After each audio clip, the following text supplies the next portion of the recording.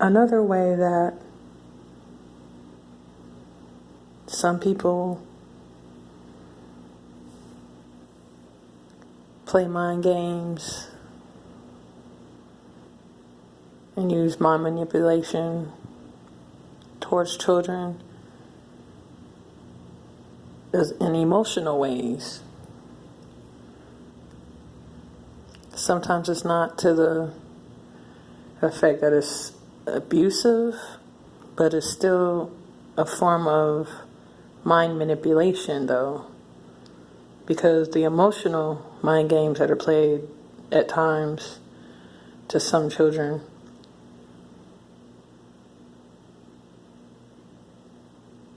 it's still another way to manipulate how that child or teenager will think about themselves as they get older, as an adult, and that will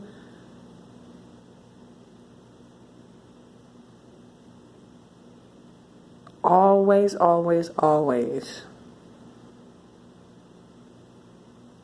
affect how their adulthood is going to be until they learn for themselves about things that I've learned and other people like me or whatever who were actually healed from things like this, even though I'm a targeted individual, whatever, and I'm still going through a little bit of spiritual warfare still, but I'm stronger than 10 years ago, stronger than 5 years ago, you know what I'm saying? And I'm in my 30s now, you know what I'm saying? But sometimes when there's step parents involved,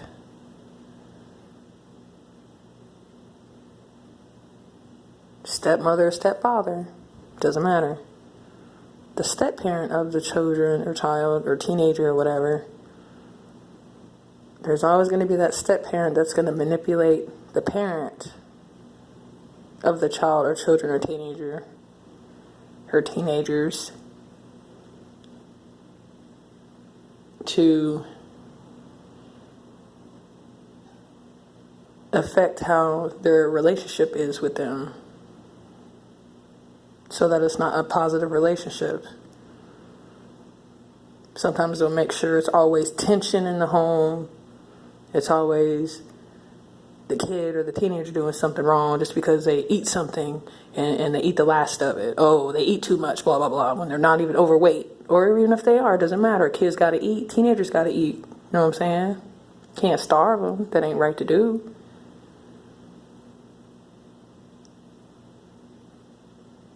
But sometimes step parents in the home, and then there's one parent that is, the child's parent when there's no foster parents involved or anything like that.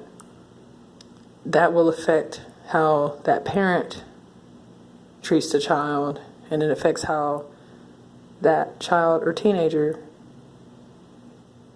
is going to affect their relationship with the parent just because of the step parent, which would be either the boyfriend of the parent or the girlfriend of the parent, the wife of the parent, or the husband of the parent to the child. You see what I'm saying? Sorry about that. It's a loud car that passed. I'm in a quiet room, but I was outside. So sorry if y'all heard that in the background. But anyway, excuse me.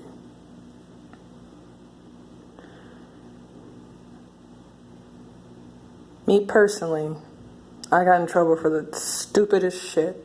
And I'm over it now, but I know some people could probably relate as you look back at your childhood. Or remember something someone told you in your past or something or whatever.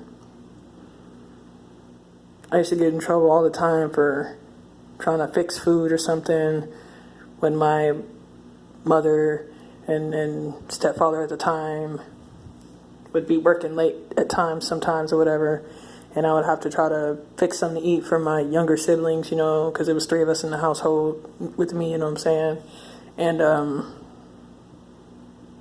I would always be in trouble for stupid shit like the toilet tissue's gone, and that would get me and my mom into not an argument, but just it'll make tension in the household so that me and my mother wouldn't have a close relationship. That's what I'm trying to get, because this part right here is a personal for me, but it is a mind manipulation tactic that some people use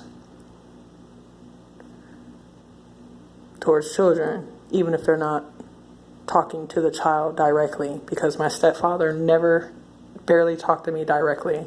It was always my mom telling me about what her husband said.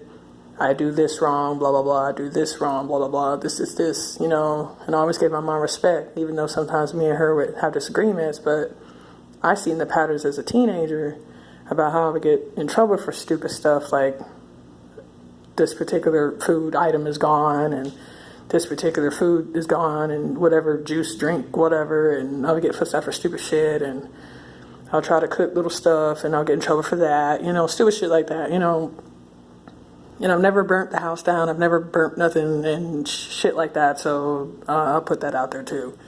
But that affected how me and my mom got along in my teenage years. And that affected me into my adulthood, young adulthood. But I snapped out of it as I went through certain things in my adulthood way after I moved out of my mom's house and stuff like that. But as I'm looking back now in my 30s, I see the pattern, and I understand that some other people have went through the same pattern as well as children and teenagers and stuff like that. But that is another tactic some people use, though, to try to get the parent to not get along with the child or children, or even if it's not all the children in the house that gets fussed at, it's only a particular one. In my case, it was me, not my sister that much. It was me more, getting in trouble for stupid stuff like that. But that was a tactic done.